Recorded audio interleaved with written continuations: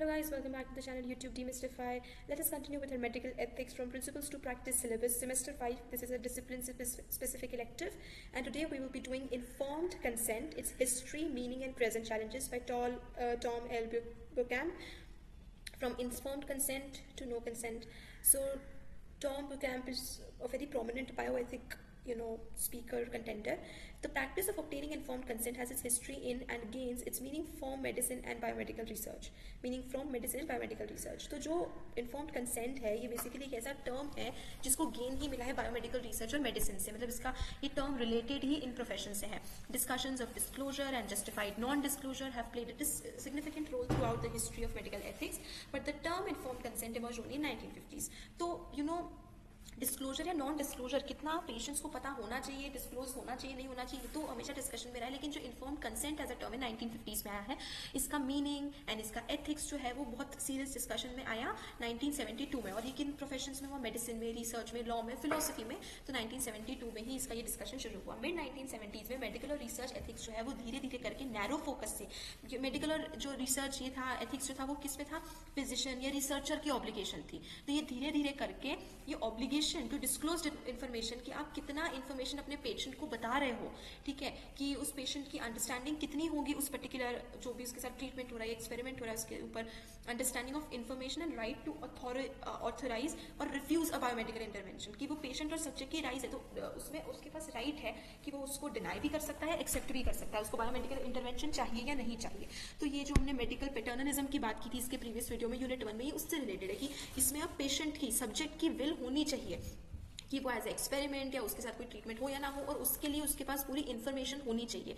ये शिफ्ट जो था ये बहुत इंपॉर्टेंट, मतलब ये बहुत इंपॉर्टेंट था, और इससे शुरू हुई ऑफ इन्फॉर्म्ड कंसेंट. तो जैसे कि आपको वर्ड में ही समझ पा रहा है, informed consent, the permission basically. हम इसको डाउट ज़रूर करते हैं कि इसको कभी ये notion has ever been put into real world context of practice. Put another way, the bulk of consent given still today may not be sufficiently informed to quality as informed consent. ये जो अभी भी consent दिए जाते हैं लेकिन वो informed consent जो है वो उसकी क्वालिटी तक शायद नहीं पहुंच पाए हैं. तो हम देखेंगे सबसे पहले हिस्ट्री ऑफ इन्फॉर्म्ड कंसेंट, उसका क्रिटिकल लैंडमार्क्स क्या है, उसका अराइवल कितना, मतलब किस तरीके से हुआ, कैसे फिर उसके बाद हाई क्वालिटी जो कंसेंट होना चाहिए वो कितना रॉकी रहा, वो इतना सक्सेसफुल नहीं रहा, उसमें बहुत सारे पॉट होल्स थे. फिर इन्फॉर्म कंसेंट के दो डिफरेंट मीनिंग्स क्या है, दो अलग अलग व्यूज़ हैं जिससे इन्फॉर्म कंसेंट को देखा जाता है. और जो सबसे इस्टेब्लिश्ड मीनिंग है वो बेसिकली इंस्टीट्यूशनल रेगुलेटरी रूल से आता है, although I give reasons to think that this meaning is morally suspicious. Finally, third part में डिस्कस करेंगे बहुत सारे कंटेम्प्रेरी चैलेंजेस इन्फॉर्म्ड कंसेंट को लेकर कि क्या चैलेंजेस है जो इन्फॉर्म्ड कंसेंट फेस करता है, जो ये सजेस्ट करता है कि हमें अभी भी इन्फॉर्म्ड कंसेंट से रिलेटेड प्रॉब्लम्स है जिन्हें सॉल्व करने की जरूरत है. अब हम देखते हैं historical foundations of informed consent की, इसके शुरू कैसे हुआ, इसके फाउंडेशंस क्या है.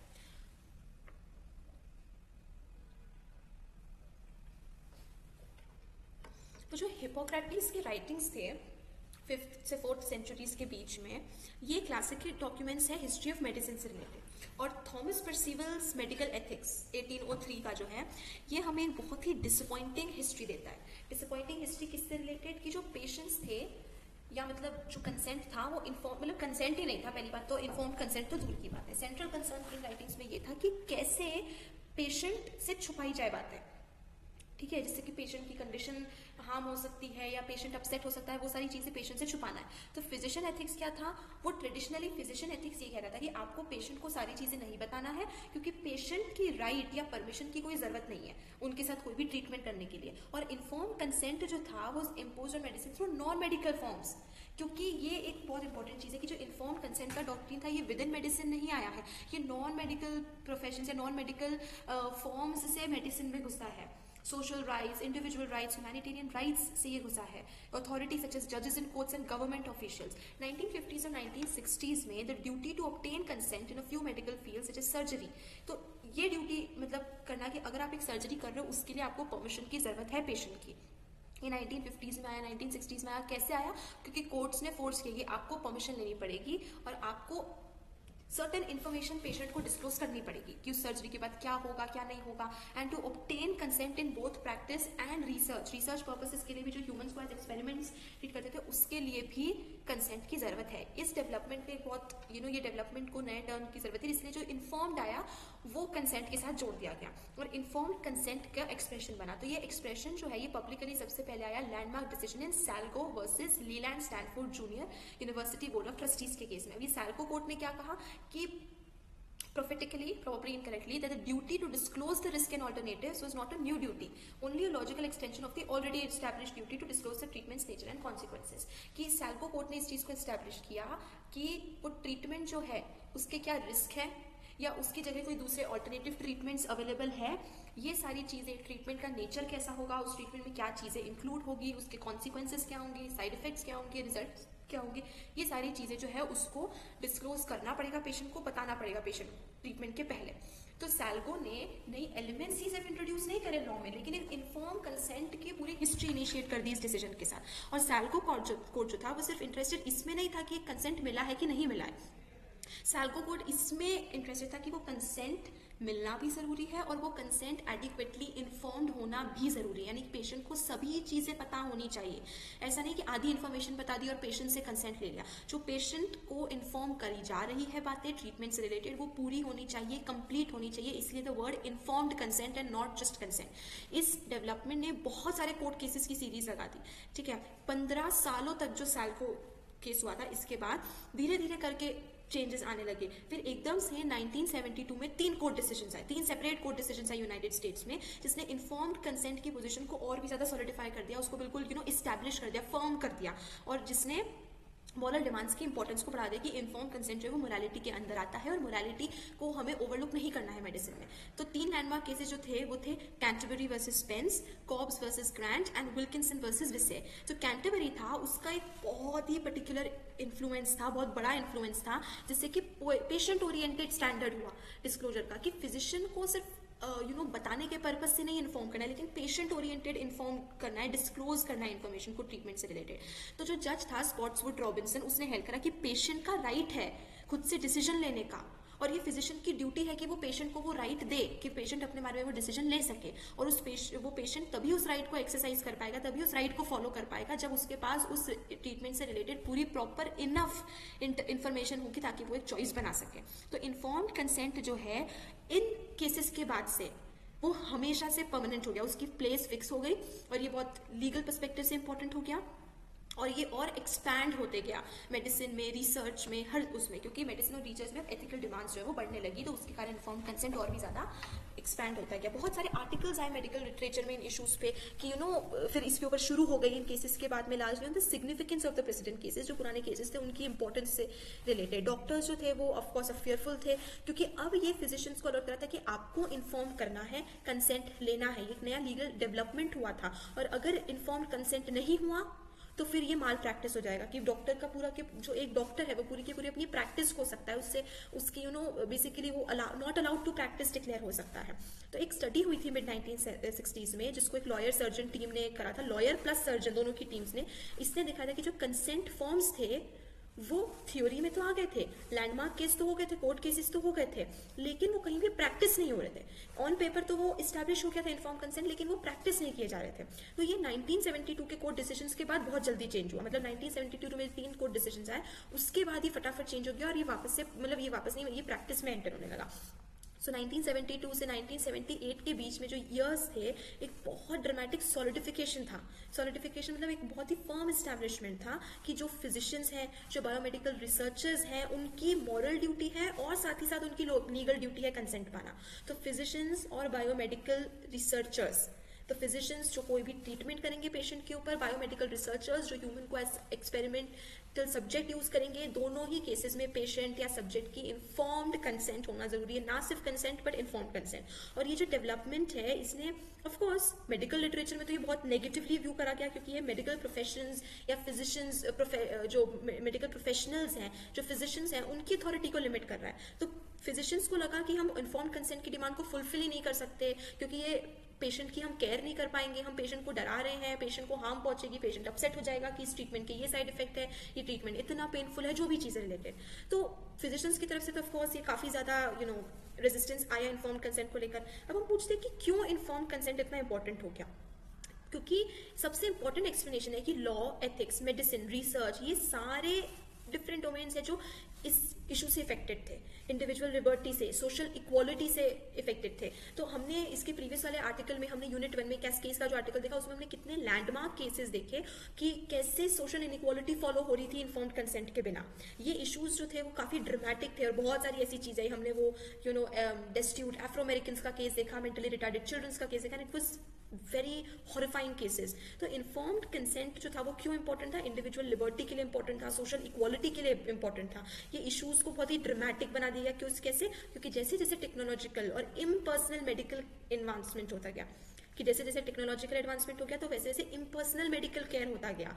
इम्पर्सनल क्यों होता गया? वो जो हमने 3 एग्जांपल्स देखे थे, of unethical moral research, unethical research, उससे हमें पता चलने लग गया कि कैसे मेडिकल केयर कितना इम्पर्सनल हो गया, रिसर्च बेस्ड हो गया। तो इन्फॉर्म कंसेंट जो था वो सोशल कंसर्न बन गया था। ओके, और इसीलिए बायो एथिक्स के डोमेन का एक बहुत ही इंपॉर्टेंट पार्ट बन गया था। तो जो अराइवल हुआ इन्फॉर्म्ड कंसेंट का और जो बर्थ हुआ बायो एथिक्स का, वो एक ही समय हुआ। जैसे बायो एथिक्स का बर्थ हुआ जो हमने प्रीवियस यूनिट 1 में डिस्कस किया, वैसे वैसे इन्फॉर्म्ड कंसेंट का भी उसी टाइम पे हुआ है। तो ये जो डेवलपमेंट्स हैं, ये हमें बताता है कि जो फिजिशियंस हैं, जो रिसर्चर्स हैं, एंड एक्चुअल कंसेंट प्रैक्टिसेस और ओपिनियंस, कि कैसे इन्फॉर्म्ड कंसेंट को व्यू किया था, कि पेशेंट्स और सब्जेक्ट्स उसको अपनी लिबर्टी, अपनी राइट मान रहे थे कि हमारे पास प्रॉपर इन्फॉर्मेशन होनी चाहिए सारी ट्रीटमेंट्स की, सारी एक्सपेरिमेंट्स की जो हमारे ऊपर की जा रही है। तो एम्पिरिकल एविडेंस जो था इस सब्जेक्ट में, इसके मतलब हम अगर 1970 से 1980 के बीच में देखा तो मिक्स अप था वो। कि सबसे इंटरेस्टिंग डेटा जो था वो ये था, नेशनल सर्वे, मतलब लुई हैरिस ने नेशनल सर्विस किया था, Louis Harris and Associates for US President's Commission on bioethics in 1982। तो perhaps the best and most interesting data हमें इस सर्वे से मिलता है। The survey conducted by Louis Harris and Associates in 1982। Okay, तो लगभग जितने भी फिजिशियंस थे उनको सर्वे करा गया और उन्होंने यही इंडिकेट करा कि वो पेशेंट से एक रिटन कंसेंट लेते थे पेशेंट की सर्जरी से पहले, या फिर उनको अगर सिर्फ एनेस्थीसिया देते थे, एनेस्थीसिया जो है वो बेसिकली आपके पार्ट को नम कर देता है, उसको अनकॉन्शियस कर देता है, उसके पहले तो अप्रोक्सीमेटली 85% जो थे उन्होंने बोला कि वो कंसेंट लेते हैं, या तो रिटन कंसेंट लेते हैं या फिर ओरल लेते हैं, मतलब छोटी मोटी सर्जरी के लिए, फ्रैक्चर के लिए, लोकल एनेस्थीसिया देने के लिए, इन सब चीज़ों के लिए कंसेंट लेते हैं। सिर्फ ब्लड टेस्ट और जो प्रिस्क्रिप्शन है उसमें कंसेंट पेशेंट की वो नहीं लेते थे, ब्लड टेस्ट कर लिया, प्रिस्क्रिप्शन कर लिया, उन सब में। तो इस सर्वे ने बताया कि जो इन्फॉर्म कंसेंट था उसका इंटरेस्ट एकदम से एक्सपैंड कर गया 1970s में, और इसने मेडिकल प्रैक्टिस पे बहुत इम्पैक्ट डाला। लेकिन जो हैरिस सर्वे का जो एविडेंस है और बाकी सोर्सेज से जो एविडेंस मिलता है, उसे दिखा है कि quality and meaningfulness of this consent related activity, क्योंकि इस सर्वे ने ये तो बताया था कि वो कंसेंट तो लेते थे, पर ये कंसेंट की क्वालिटी कैसी थी, इसकी मीनिंगफुलनेस कैसी थी। तो इंप्रेशन जो था इस एम्पेरिकल लिटरेचर से and from reported clinical experience, उससे ये है कि जो प्रोसेस है, इन्फॉर्म कंसेंट लेने का जो प्रोसेस है, वो प्रॉपरली नहीं फॉलो हो पाता था। यानी कि वो जो पेशेंट्स की अथॉरिटी थी, पेशेंट्स का राइट था डिसीजन लेने का, वो प्रॉपरली उस चीज़ को फुलफिल नहीं कर पाता, वो प्रॉपर अथॉरिटी पेशेंट्स को नहीं दे पा रहा था। तो जैसे ऑथर्स जो थे वो एक एम्पेरिकल स्टडी के और physician patient interactions putted despite the doctrine of inform consent. एक जो इंटरैक्शन हुआ पेशेंट फिजिशियन का, उसमें एक ये बात करी गई पेशेंट ने कि despite the doctrine of inform consent, it is the physician and not the patient who makes in effect makes the treatment decision. तो कंसेंट हो रहा है, इन्फॉर्म्ड कंसेंट हो रहा है, लेकिन उसके बाद भी लास्ट डिसीजन जो है वो फिजिशियन बना रहा है। तो इस सेक्शन को कंक्लूड करने के लिए जो हिस्ट्री है इन्फॉर्म्ड कंसेंट की, वो ये दिखाती है कि मेडिसिन ने बहुत क्विकली बहुत सारे चेंजेस एक्सपीरियंस करे, जिसने इन्फॉर्म्ड कंसेंट को बहुत उसके लीगल रिक्वायरमेंट में प्लेस करा, बहुत सारी प्रोसेसेस को मोशन में सेट करा, मॉरल डिमांड्स जो कि इन्फॉर्म्ड कंसेंट से रिलेटेड है। तो 1970s में जो फ्रेमर्स थे रूल्स के, मतलब जिन्होंने रूल्स एंड लॉज बनाए, वो उनको जेन्युइन इन्फॉर्म्ड कंसेंट चाहिए था, लेकिन उनको चाहिए जरूर था ऑन बुक्स इन्फॉर्म्ड कंसेंट, मिल भी गया था एक तरीके से कोर्ट डिसीजंस के बाद, लेकिन प्रैक्टिस में इन्फॉर्म्ड कंसेंट बहुत धीरे धीरे आया। तो अब देखते हैं कि इन्फॉर्म्ड कंसेंट का कॉन्सेप्ट क्या है। तो जो claim that a signed consent form is evidence of an informed consent can not always be taken at face value. सिर्फ एक फॉर्म है जिसमें कि सब कुछ बहुत कुछ लिखा हुआ है, पेशेंट ने साइन कर दिया कि yes therefore I consent to it, मुझे ये इन्फॉर्म्ड कंसेंट मिला, तो सिर्फ एक साइन करा हुआ पेपर जो है हम उसको एट फेस वैल्यू नहीं ले सकते कि इससे पेशेंट को इन्फॉर्म्ड कंसेंट मिला है। अगर हमें सबसे पहले इन्फॉर्म कंसेंट को सच में देखना है कि क्या है वो इन्फॉर्म कंसेंट, हमें देखना है कि इन्फॉर्म कंसेंट होता क्या है। अगर हमें actual in practice inform consent चाहिए, तो अगर हम देखें इन्फॉर्म कंसेंट जो है, if one uses overly demanding criteria of inform consent, जैसे full disclosure and complete understanding अगर हम बोले कि सब पूरी डिस्क्लोजर होना चाहिए, कंप्लीट अंडरस्टैंडिंग होनी चाहिए, तो फिर इन्फॉर्म कंसेंट तो कभी आ ही नहीं सकता है। दूसरी तरफ अगर हम देखें कि अगर हम उसका अंडर डिमांडिंग, ओवर डिमांडिंग हम देखें कि ज्यादा ही डिमांड में तो पूरा डिस्क्लोजर होना चाहिए, पूरी तरीके से अंडरस्टैंडिंग होना चाहिए, तो भी इन्फॉर्म नहीं कंसेंट नहीं मिलेगा। अगर हम अंडर डिमांडिंग क्राइटेरिया देखें, जैसे कि बस एक साइन कंसेंट फॉर्म को यूज कर लिया जाए, तब तो इन्फॉर्म कंसेंट बहुत आसान है, पेशेंट को एक साइन दे दिया, पेशेंट ने साइन कर दिया, कंसेंट मिल गया, तब भी इन्फॉर्म कंसेंट हम स्टैब्लिश नहीं कर पा रहे। तो भले ही एक फिजिशियन का, रिसर्चर का ट्रूथफुल डिस्क्लोजर हुआ है पेशेंट को, उसने पेशेंट को ट्रूथफुली सब चीजें बताई है, डिस्क्लोज की है, उसको हम बोल सकते हैं एक तरीके से इन्फॉर्म कंसेंट लीगल और मेडिकल लिटरेचर में, लेकिन सिर्फ ये डिस्क्लोजर या फिर वो चीज रिवील करना उस चीज के बारे में, वो काफी नहीं है। अब इन्फॉर्म कंसेंट है क्या? इन्फॉर्म कंसेंट कॉम्प्लिकेटेड है क्योंकि कम से कम दो कॉमन डिफरेंट मीनिंग्स है इन्फॉर्म कंसेंट के, बहुत सारे हैं लेकिन दो सबसे मेजरली कॉमन डिफरेंट मीनिंग्स है इन्फॉर्म कंसेंट के। पहले सेंस में इन्फॉर्म कंसेंट क्या है? एक ऑटोनॉमस ऑथराइजेशन है, autonomous authorisation by individual patients और सब्जेक्ट्स। सब्जेक्ट्स भी हम क्यों इंक्लूड करें? क्योंकि एक्सपेरिमेंटल सब्जेक्ट्स, रिसर्चर्स को भी कंसेंट लेना पड़ेगा, या पेशेंट्स के केस में तो एक पर्सन जो है वो एक इन्फॉर्म कंसेंट अपने सबसे पहले सेंस में सिर्फ तभी देता है जब उसके पास एक थोड़ी अंडरस्टैंडिंग हो और substantial absence of control by others, कि उसके पास खुद की अंडरस्टैंडिंग हो और वो बाकी किसी के थ्रू कंट्रोल नहीं करे जा रहा हो, तो वो इंटेंशनली ऑथराइज करता है, अपने आप से वो इंडिपेंडेंट होकर डिसीजन मेकिंग करता है। तो यहाँ पे इन्फॉर्म्ड कंसेंट का मतलब क्या हुआ? Autonomous self determining choice. Autonomous है, फ्री है किसी के इन्फ्लुएंस से, किसी के दबाव से, और ये सेल्फ डिटर्मिनिंग चॉइस है। अब सेकेंड केस जो है, it is institutional and policy rules of consent.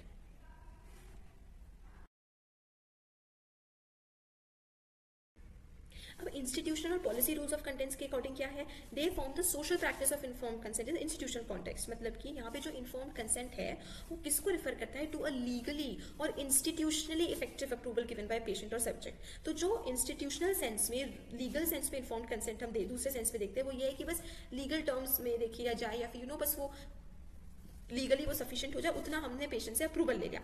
तो जो अप्रूवल है वो सिर्फ इफेक्टिव है या वैलिड है अगर वो सारे लॉज को, इंस्टीट्यूशन के लॉज को फॉलो कर रहा है। तो इस सेंस में जो कंडीशंस है इन्फॉर्म्ड कंसेंट की, वो सोशल है, वो इंस्टीट्यूशनल कंटेक्स्ट में है, तो वो इसलिए ऑटोनॉमस नहीं है, कंप्लीट फ्रीडम नहीं दे रहा है, वो कंप्लीट अथॉरिटी नहीं दे रहा है पेशेंट को। तो इन्फॉर्म्ड कंसेंट जो सेकेंड सेंस में है, has been mainstream conception in the regulatory rules of US federal agencies, कि ज्यादातर ये सेकंड सेंस में ही यूएस फेडरल एजेंसीज जो है वो इन्फॉर्म्ड कंसेंट को फॉलो करती है। हाउएवर बायोएथिक्स में जो लिटरेचर है has increasingly maintained as I would that any justifiable analysis of informed consent must be rooted in autonomous choice।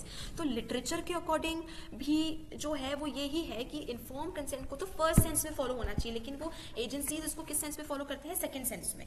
क्योंकि अगर इसको फर्स्ट सेंस में नहीं फॉलो कर रहे हैं तो फिर वो एक्चुअली में इन्फॉर्म्ड कंसेंट है नहीं। इन्फॉर्म्ड कंसेंट का मतलब ही तभी जब पेशेंट के पास पूरी अथॉरिटी होगी, वो ऑटोनॉमस होकर, इंडिपेंडेंट होकर डिसीजन ले पाए। तो सबसे पहला सेंस जो है जिसमें हम ऑटोनॉमस ऑथराइजेशन की बात करते हैं, इस सेंस में वो सबसे बेस्ट तरीके से मॉरल है इन्फॉर्म्ड कंसेंट, क्योंकि पूरा पॉइंट ही यही है कि पेशेंट की चॉइस होनी चाहिए, पेशेंट का राइट होना चाहिए, पेशेंट का डिसीजन होना चाहिए। हालांकि इस स्टैंडर्ड तक पहुंचना बहुत मुश्किल चीज है, पूरी तरीके से ऑटोनॉमस ऑथराइजेशन होना बहुत बुरी चीज है, लेकिन ये एक मॉडल हमें देता है कि किस तरीके से हमें इन्फॉर्म्ड कंसेंट को प्रैक्टिस करना है, ना कि सेकेंड सेंस में जो कि इंस्टीट्यूशनल है और सिर्फ पॉलिसीज के कारण, लॉज के कारण हमने बस एक कंसेंट ले लिया और हो गया खत्म काम। अब इन्फॉर्म्ड कंसेंट को लेकर चैलेंजेस क्या क्या कंसेंट फेस कर रहा है?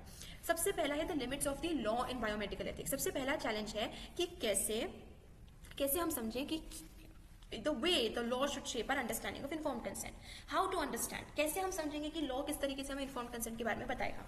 तो जैसे कि टॉम मेंटेन करते हैं that not करता है सॉरी मेंटेन करते हैं, I maintained previously that the law has been more influential historically than any other field of thought। बहुत इन्फ्लुएंशियल रहा है कि जो लॉ है has been more influential historically. तो जो डॉक्ट्रीन है इन्फॉर्म्ड कंसेंट का, ये एक लीगल डॉक्ट्रीन है, and informed consent has often been treated as synonymous with legal doctrine. की इन्फॉर्म्ड कंसेंट जो है उसका डायरेक्ट कनेक्शन है with law, with legal authority, जो कि किसके ऊपर सेंटर्ड है? Disclosure and liability for injury. Disclosure मतलब कि पूरी तरीके से पेशेंट को रिवील करे जा रहा है what the patient is in for, and liability for injury, के किसी भी केस में अगर डॉक्टर से, ट्रीटमेंट से, सर्जरी के बाद कोई इंजरी हो जाती है, कोई साइड इफेक्ट हो जाता है, कोई कोई भी बैड हैपनिंग हो जाती है, तो फिर उसकी रिस्पॉन्सिबिलिटी कौन लेगा? डॉक्टर लेगा, क्योंकि अगर पूरी तरीके से डिस्क्लोज नहीं कराए, पेशेंट की अगर डिसीजन नहीं है, तो फिर वो लायबिलिटी तो डॉक्टर की, फिजिशियन की, जिसने ट्रीटमेंट करा है। तो ये जो है बेसिस ये is unduly narrow for thinking about both research and medical practice, which is to say that the law is ill-equipped. Law हमें इतना ज़्यादा इन्फॉर्म्ड कंसेंट के बारे में सोचने पे नहीं करता, मतलब ये बहुत रिस्ट्रिक्टेड है अपने आप में जिस तरीके से लॉ ऑपरेट करता है, और ये लिमिट्स जो है इसने कई बार पेशेंट और सब्जेक्ट और हमारी जो मतलब फिजिशियन की रिस्पॉन्सिबिलिटी है पेशेंट और सब्जेक्ट को लेकर उसने उसको मिसलेड किया है. तो अमेरिकन लीगल स्कॉलर और साइकेट्रिस्ट थे जे कैट्स जो थे was appropriately unrelenting throughout his career in criticizing court decisions and the legal model. तो जो जे थे उन्होंने रिगार्ड किया था कि जो डिसीजंस और declarations of courts as filled with overly optimistic and often morally empty and evasive rhetoric, कि जो ये जो लीगल डॉक्ट्रिन्स है ना, ये ऑन पेपर तो काफ़ी मॉरल है लेकिन एक्चुअली में प्रैक्टिस में ये हॉलो है, एम्प्टी है. प्रॉब्लम क्या है कि जो लॉ है वो मोरालिटी को फोस्टर करने में उसका बहुत कम काम है. क्लिनिकल या रिसर्च के एनवायरमेंट में लॉ ज़्यादा वर्क कर नहीं रहा है मोरालिटी के स्फेयर में, अगर हम क्लिनिकल और रिसर्च के उसमें देखें. जो थ्योरी ऑफ लायबिलिटी है under which a case is tried in American law determines the duty that must be fulfilled in classic informed consent cases. Negligence is the raining theory of liability. कि theory of liability क्या है कि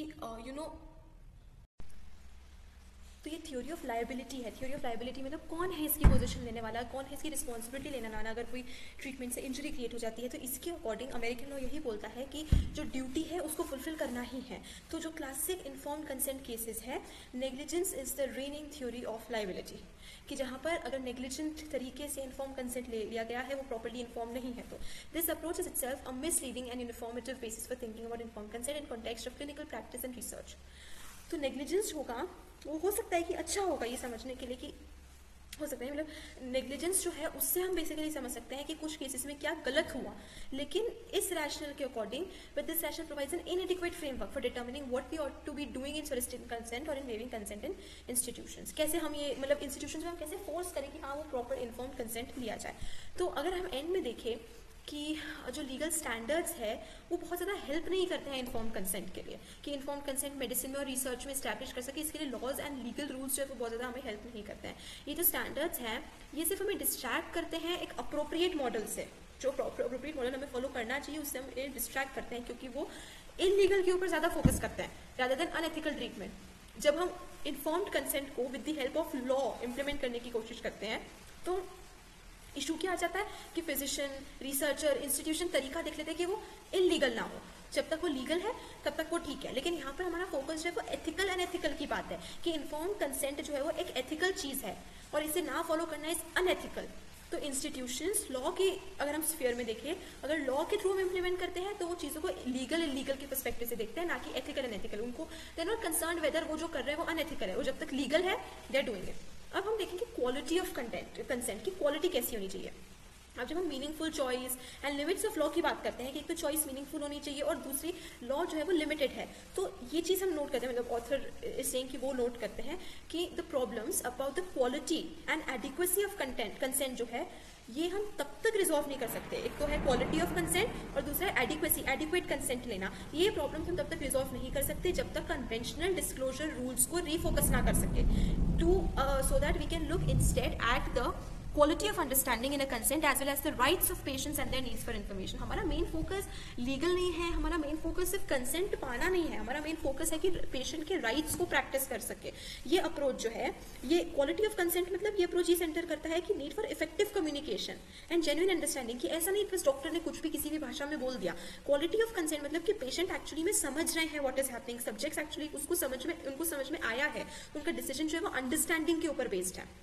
तो जब तक एक proper consent नहीं होगा, एक्सचेंज नहीं होगा इन्फॉर्मेशन, प्रॉपर इन्फॉर्मेशन, तब तक ये request from a professional that the patient ask for information is as likely to result in silence as to elicit the desired result of meaningful information exchange and consent. तो जो consent ले रहे हैं, जो information हम दे रहे हैं, मतलब फिजिशियंस दे रहे हैं, उसको भी क्वालिटेटिव होनी चाहिए, क्लियर अंडरस्टैंडिंग पे बेसिस के ऊपर बेस होना चाहिए.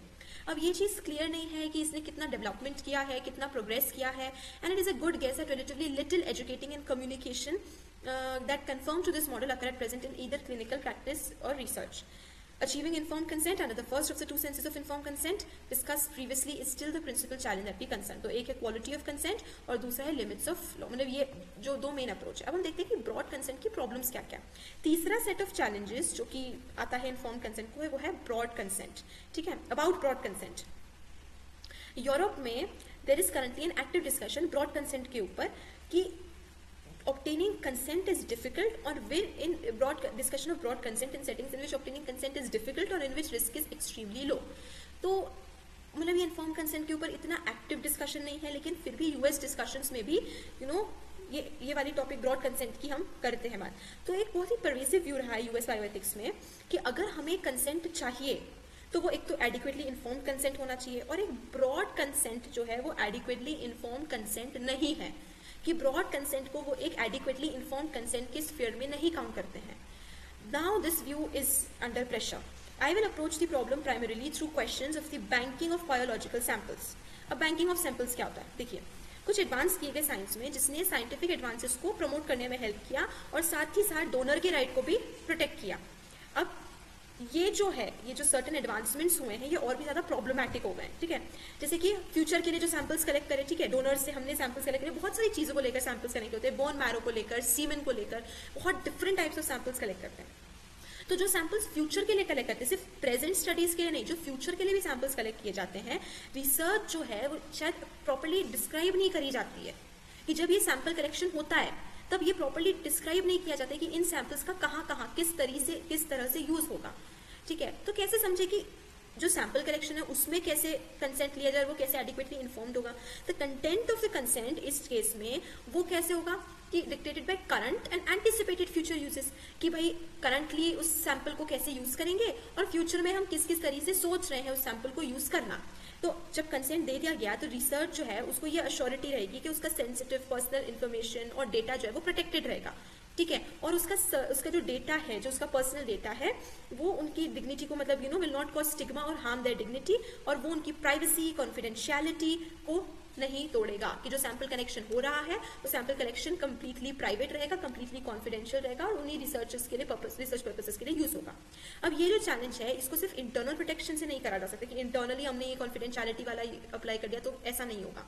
बायोलॉजिकल सैंपल्स और डेटा सैंपल्स जो है are often obtain from external sources such as industry, government, universities, non profits. जो बायोलॉजिकल सैंपल्स होते हैं और जो सैंपल्स का डेटा होता है वो लगभग कैसे ऑब्टेन करते हैं हम एक्सटर्नल सोर्सेज से. यहाँ पर it must be ascertained whether samples are collected under valid consent policies. तो अब सैंपल कलेक्शन हम कर किसी और इंस्टीट्यूशन से रहे हैं, मतलब बेसिकली डेटा किसी और इंस्टीट्यूशन से हम कलेक्ट कर रहे हैं, तो उन इंस्टीट्यूशंस ने वैलिड कंसेंट पॉलिसीज को फॉलो किया था कि नहीं. और बहुत सारा बायोलॉजिकल मटीरियल जो होता है उसको often described as waste raises similar concerns. The use of a sample for purposes other than those specifically stated is a violation of the trust. अब क्योंकि अब मान लीजिए फ्यूचर एंटिसिपेटेड बता दें कि फ्यूचर में इस तरीके से सैंपल को यूज करने का सोच रहे हैं, अब फ्यूचर में अगर उसे किसी और तरीके से यूज करा गया तो मतलब तो वो तो वायलेशन ऑफ ट्रस्ट होगा कि जिस तरीके से उसको यूज करते हैं उस तरह से उसको यूज नहीं कर रहे हैं.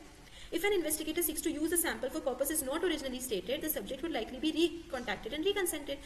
तो अगर उस सैंपल का अलग तरीके से यूज हो रहा है तो हमें उस डोनर को वापस से कांटेक्ट करके वापस से उसे परमिशन लेनी पड़ेगी कि this is a new domain जिससे सैंपल को यूज किया जा रहा है. So again they need permission उस सैंपल को यूज करने के लिए.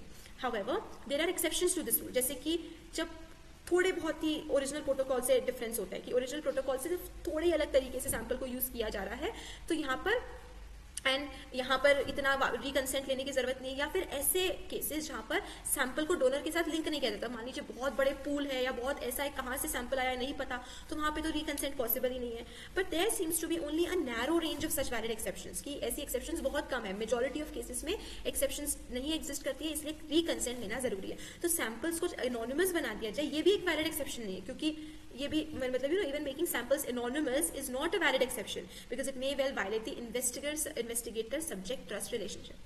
तो ये सिर्फ कुछ प्रॉब्लम्स हैं जो हमें ब्रॉड कंसेंट से रिलेटेड वो करेंगे. However, I will follow up the challenges as far noted with analysis of a case in which broad consent was used with disastrous consequences. तो एक ऐसे केस का हम एग्जांपल लेंगे जहाँ पर ब्रॉड कंसेंसस का यूज हुआ था लेकिन इसके कॉन्सिक्वेंसेस जो थे वो बहुत ही अच्छे नहीं थे. Okay, so this case beautifully exemplifies how morally complicated the informed consent process can be. कि जो ये informed consent की process है ये बहुत complicated है, complex है, it's not very easy. Okay, also I just realized that we have not discussed what broad consent means. So broad consent is basically जब जो people है वो अपना data देते हैं data देते हैं for सैंपल्स देते हैं, नॉट डेटा, मतलब डेटा दे सकते हैं, सैंपल्स दे सकते हैं फॉर सो मेनी रिसर्च और एनीथिंग ऑफ दैट सॉर्ट. अब ये जो केस है जिसमें बताया गया कि ब्रॉड कंसेंट बहुत ही कॉम्प्लेक्स हो सकता है, कॉम्प्लिकेटेड हो सकता है, प्रॉब्लमैटिक हो सकता है, वो है the Havasupai Indians and diabetes research. ठीक है, इस केस में रिसर्च हुआ था एरिजोना स्टेट यूनिवर्सिटी में, जिसमें कि सब्जेक्ट्स जो थे वो थे हवासुपाई इंडियंस, ग्रैंड कैनियन में रहने वाले हवासुपाई इंडियंस थे, वो थे हवासुपाई इंडियंस। इंडियंस बेसिकली जो नेटिव लोग जो वहाँ के ओरिजिनल हैं। ओके, अब ये बहुत अच्छे से नहीं हो पाया था क्योंकि जो ब्रॉड कंसेंट था वो इन्वेस्टिगेटर्स ने यूज किया था when it was inappropriate and because university committee review of the research was ineffective. तो ये केस स्टार्ट होता है 1990 में, जब जो हवासुपाई ट्राइब है वो बहुत ऑफकोर्स बहुत जल्दी जल्दी कम होती जा रही है उसकी क्वांटिटी, उसके नंबर्स। उन्होंने अपना डीएनए सैंपल दिया था यूनिवर्सिटी रिसर्चर्स को। ठीक है, और क्यों ये सैंपल दिया था, उनका मेन गोल क्या था कि वो जेनेटिक इन्फॉर्मेशन दिखा सके ट्राइब के बारे में, रेट ऑफ डायबिटीज, कि इस ट्राइब में डायबिटीज किस रेट पे होगा या उसके क्या चांसेस हैं होने के, उसके बारे में इन्फॉर्मेशन दे सके। तो 1960 से लेकर जो हवासुपाई इंडियंस थे उन्होंने बहुत ज्यादा देखा था कि एकदम से टाइप 2 डायबिटीज उनमें बहुत ज्यादा शुरू हो गई थी। जैसे जैसे काफी एम्प्यूटेशंस वगैरह, एम्प्यूटेशंस इन द सेंस कि कोई बॉडी पार्ट कट करना पड़ता है कभी कभी, और बहुत सारे ट्राइबल मेंबर्स जो थे वो उनको dialysis and all of that, मतलब काफी प्रॉब्लमैटिक होने लगा था 1960 से। काफी डायबिटिक पेशेंट्स बढ़ गए थे हवासुपाई इंडियंस की बात करें तो ट्राइब का जो डायबिटीज था उसको रिसर्च में एग्जामिन करा गया, लेकिन जो ब्लड सैंपल्स थे जिनको डोनेट करा गया था फिर उसको डायबिटीज के अलावा एडिशनल जेनेटिक्स रिसर्च में यूज करने लगे थे। और यहाँ पे प्रॉब्लम शुरू हुई। जहां तक उन्होंने उसको डायबिटीज के लिए यूज करा वहां तक ठीक है, लेकिन डायबिटीज के बियॉन्ड उसको जेनेटिक पर्पसेस के लिए यूज करने लगे थे। और उनमें से एक जो सैंपल था उसको तो मेंटल इलनेस के लिए उन्होंने स्टडी करा था। ठीक है, स्किज़ोफ्रेनिया बेसिकली एक मेंटल इलनेस है जो साइकोलॉजी में काफी पढ़ते हैं। So another use was to study the tribes geographical origin. एक सैंपल का यूज कर लिया जेनेटिक ओरिएंटेशन के लिए, जेनेटिक रिसर्च के लिए, एक यूज कर लिया मेंटल इलनेस, मतलब मेंटल इलनेस उसी में आ जाता है, मेंटल इलनेस के लिए एक कर लिया कि ट्राइब एक्चुअली ओरिजिनेट कहाँ से हुई, ज्योग्राफिकल उसका ओरिजिन क्या है, कि वो हिस्टोरिकल ओरिजिन क्या है, क्योंकि जेनेटिक रिसर्च से पता चल जाता है ना, जेनेटिक मेकअप अगर सेम होता है तो पता चल जाता है कि अच्छा ये ट्राइब ओरिजिनली इस एरिया की नहीं है। तो approximately 2 dozen scholarly articles publish हुए थे जो कि इन सैंपल्स के रिसर्च पर बेस्ड थे। तो अब ये रिसर्च जो था वो Havasupai Indians were very offended by this, कि उन्होंने इंसल्टिंग होने लगा था कि उन्होंने अपना सैंपल दिया था फॉर डायबिटिक रिसर्च और उसको यूज करा जा रहा है किसी और पर्पसेस के लिए, उनकी मेंटल इलनेस या फिर हिस्टोरिकल ओरिजिन, जेनेटिक रिसर्च, इन सब चीजों के लिए। तो एक जेनेटिसिस्ट है वो रिस्पॉन्सिबल है कुछ रिसर्च के लिए, responsible for some of the research, reported that she had obtained an adequate informed consent for wide-ranging genetic studies and defended her actions as late as 2009 and ethically justified। कि जो एक geneticist है उसने तो यही बोला था कि उसने कंसेंट लिया था, वो बहुत सारी चीजों के लिए, बहुत सारी जेनेटिक स्टडीज के लिए कंसेंट लिया था। Problem was the use of broad consent. 1990 से 1994 तक लगभग 100 मेंबर्स थे ट्राइब के जिन्होंने ब्रॉड कंसेंट के लिए बोला था that the research was to study the cases of behavioral medical disorders। तो जो कंसेंट फॉर्म था वो was intentionally confined to clear, simply written basic information because English is a second language। तो क्या हुआ था कि एक तो पहले हवासुपाई ट्राइब्स के लिए इंग्लिश उनकी सेकंड लैंग्वेज है, तो बहुत सबसे जितना हो सके उतना उस फॉर्म को बेसिक रखने की कोशिश की गई थी। और जो बाकी 650 मेंबर्स थे वो हाई स्कूल से बस ग्रेजुएट होते। तो रिसर्चर के पर्सपेक्टिव से अगर देखा जाए तो जो ट्राइब मेंबर्स है उन्होंने क्या चीज पे कंसेंट किया था, अगर हम रिसर्चर्स के पर्सपेक्टिव से देखिए तो उन्होंने किस चीज को कंसेंट किया था ट्राइबल मेंबर्स ने, collecting the blood and to use it in genetic research. किसी एक पर्टिकुलर रिसर्च के डिजीज, किसी एक पर्टिकुलर डिजीज के बियॉन्ड जाके उसको जेनेटिक रिसर्च में यूज करने के लिए। लेकिन जो हवासुपाई है वो इस चीज को डिनाई करते कि उन्होंने सिर्फ डायबिटिक पर्पसेस के लिए रिसर्च करने के लिए अलाउ किया था। ओके, उन्हें नहीं पता था कि वो इस रिसर्च में क्या क्या रिस्क आएंगे। तो ये केस मतलब एक तरफ हवासुपाई बोल रहे हैं उन्हें पता नहीं था, उन्हें लगा था सिर्फ डायबिटिक उसके लिए, एक तरफ रिसर्चर्स बोल रहे कि उन्हें लगा था सबके लिए कंसेंट मिला है सारे जेनेटिक स्टडीज और रिसर्च के लिए। तो ये केस बताता है कि ह्यूमन राइट्स और इन्फॉर्म कंसेंट के बीच में प्रॉब्लम, कि ये एक ह्यूमन राइट है प्रॉपर्ली इन्फॉर्म्ड होना और कंसेंट लेना, किस पर्पस के लिए किसको यूज किया जा रहा है। इस केस की एक रीडिंग जो है is essentially about researchers responsibility, कि रिसर्चर की भी रिस्पॉन्सिबिलिटी है कि वो उस पेशेंट को, सब्जेक्ट को, जिससे भी वो सैंपल कलेक्ट करे वो उनको एक्सप्लेन करे प्रॉपर्ली कि आपका सैंपल कहाँ कहाँ किन किन पर्पसेस के लिए यूज होगा। और ये जो है वो ये भी क्लासिकल क्वेश्चंस को रेज करता है कि क्या किसी साइंटिस्ट ने वल्नरेबल, मतलब साइंटिस्ट जो थे उन्होंने वल्नरेबल ट्राइब का पॉपुलेशन का एडवांटेज ले लिया था, उनको कुछ और बता के कुछ और रिसर्च कर ली, उस पर सैंपल्स को किसी भी तरीके से यूज कर लिया। तो दोनों जो रिसर्चर्स है और जो रिव्यू कमेटी है एट द यूनिवर्सिटी, उन्होंने दोनों ने ओवरलुक किया था कि इसके बहुत सीरियस रिस्क हो सकता है। रिसर्चर्स ने भी इस चीज को ओवरलुक किया था। तो एक स्कॉलरली आर्टिकल जो थी eventually published by investigators theorized that the tribe's ancestors have crossed the frozen Bering Sea to arrive in North America. तो इनमें से जो स्कॉलरली रिसर्च हुई थी उसने कहा था कि वो ट्राइब ओरिजिनल वहां की नहीं थी, उन्होंने तो नॉर्थ अमेरिका में वो आए थे इसने ट्राइब की ट्रेडिशनल स्टोरीज को पूरी तरीके से कॉन्ट्रडिक्ट कर लिया, क्योंकि हवसुपाई ट्राइब्स के अकॉर्डिंग उनका ओरिजिनेशन बिल्कुल वही उसी लैंड पे हुआ था, उनकी हिस्ट्री जो थी वो ग्रैंड कैनियन में ही शुरू हुई थी, और इसीलिए जो ट्राइब है उनको तो कैनियन के गार्डियन की तरह रोल मिला था कि कैनियन की प्रोटेक्शन उनके एंसेस्टर्स भी करते आ रहे हैं, वो वहीं ओरिजिनेट हुआ है, वो प्रोटेक्शन करते रहेंगे। तो ये बताना ट्राइब को कि आपका ओरिजिनेशन यहाँ नहीं हुआ है, आपकी तो हिस्ट्री, आपकी तो जो स्टोरीज है वो पूरी गलत है, आप कहीं और से आपके एंसेस्टर्स अराइव हुए हैं, दिस इज वेरी डिफरेंट, क्योंकि location and origination, birth, ancestors, ये सारे इंपॉर्टेंस होते हैं, इंपॉर्टेंट होते हैं फॉर अ ट्राइब और फॉर अ ग्रुप, उनकी हिस्ट्री, उनकी लेगेसी होती है। तो of course this was very मतलब डिसोरिएंटिंग। तो हवसुपाई ट्राइब जो थी उन्होंने आर्ग्यू करा था कि उनका ओरिजिन कैनियन में ही हुआ था और इसलिए लीगली वो लैंड को एंटाइटल्ड है, जो कि अदरवाइज यूएस फेडरल लैंड था।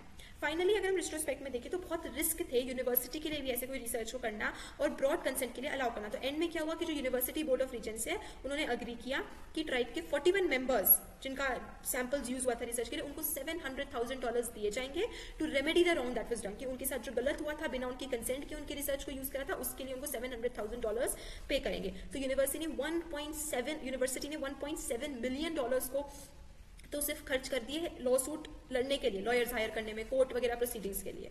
सो यूनिवर्सिटी बहुत सालों तक काम करती रही ताकि नेटिव अमेरिकन ट्राइब्स के साथ वापस से अपना एक गुड रिलेशनशिप एस्टैब्लिश कर सके, और जो रिजर्वॉयर ऑफ ट्रस्ट जो था वो तो अब ऑलरेडी टूट ही चुका था।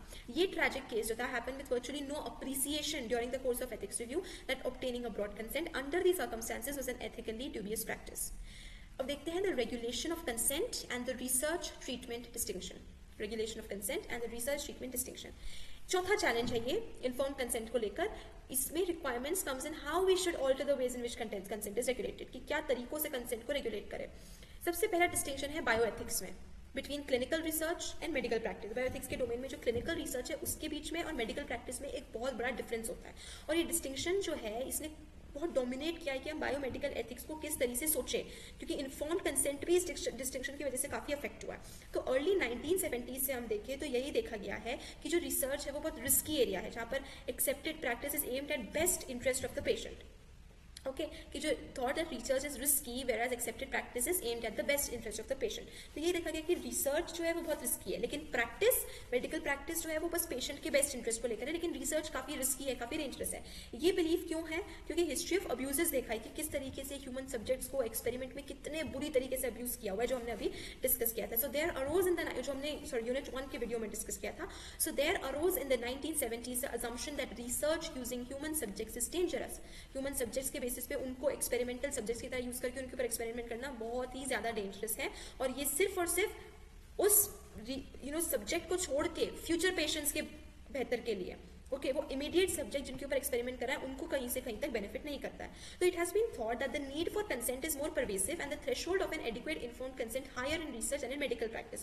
तो यही एस्टैब्लिश किया गया कि रिसर्च में तो इन्फॉर्म्ड कंसेंट की इंपॉर्टेंस और भी ज्यादा है मेडिकल प्रैक्टिस के कंपैरिजन में, लेकिन हमारे पास अच्छे रीजंस हैं इस डिस्टिंक्शन के लिए कि रिसर्च और प्रैक्टिस में जो डिस्टिंक्शन है उसमें डिफरेंट लेवल्स ऑफ क्या कंसेंट चाहिए रहते हैं, एंड क्या वो जो डिस्टिंक्शन है रिसर्च और प्रैक्टिस के बीच में वो इन्फॉर्म कंसेंट की रिक्वायरमेंट को भी डिफरेंट करेंगे। तो परहैप्स आज के जो पेशेंट्स हैं वो अंडर प्रोटेक्टेड है एंड रिसर्च सब्जेक्ट जो है वो ओवर प्रोटेक्टेड है, क्योंकि हमने इन्फॉर्म कंसेंट को डिस्टिंग्विश कर दिया है। रिसर्च का inform consent and medical practice का इन्फॉर्म कंसेंट डिफरेंस होने की वजह से जो पेशेंट है वो अंडर प्रोटेक्टेड है, जो रिसर्च के सब्जेक्ट है वो ओवर प्रोटेक्टेड है। This matter will likely receive close inspection in upcoming years and it presents an important challenge to current consent practices. एक सेंट्रल क्वेश्चन अगर हम देखें कि whether we should have a moral system in which there is an intense close ethical view of consent forms in research protocols and no close parallel attention given to conform forms in medical practice। कि क्या research में मतलब अब ये questions आने लगे कि क्या इन्फॉर्म कंसेंट सिर्फ रिसर्च में होना चाहिए और प्रैक्टिस में नहीं होना चाहिए। इसका एक डायमेंशन क्या है कि क्या हमारे पास गवर्नमेंट रेगुलेशन होने चाहिए रिसर्च के लिए लेकिन मेडिकल प्रैक्टिस के लिए कोई रेगुलेशंस की जरूरत नहीं है। अमेरिका में बहुत सारे डिफरेंसेस हैं और system rest on doctors desires to not be regulated in the practice of medicine. लेकिन अगर हम जेन्युइन इन्फॉर्म्ड कंसेंट के पर्सपेक्टिव से देखें तो जो यूएस सिस्टम है वो इरेशनल है, क्योंकि यूएस सिस्टम क्या कह रहा है कि जो डॉक्टर है वो नहीं चाहते हैं कि वो मेडिसिन में वो प्रैक्टिस में रेगुलेट हो, गवर्नमेंट उनको रेगुलेट करे। लेकिन ऑफकोर्स इन्फॉर्म्ड कंसेंट के पर्सपेक्टिव से तो ये रेगुलेशन जरूरी है, रेगुलेशन का ना एग्जिस्ट करना इज वेरी डेंजरस। तो I have been critical of various practices in obtaining of and the failure to obtain informed consents की नहीं वो सक्सेसफुल हो पाया। However Before we too sternly condemn defects in the judgments and practices of the past, we should remember that the history of informed consent is still unfolding. अभी भी वो हो रहा है, changes आ रहे हैं, कुछ failures होंगे, कुछ progress भी हुए हैं, and this will keep on progressing.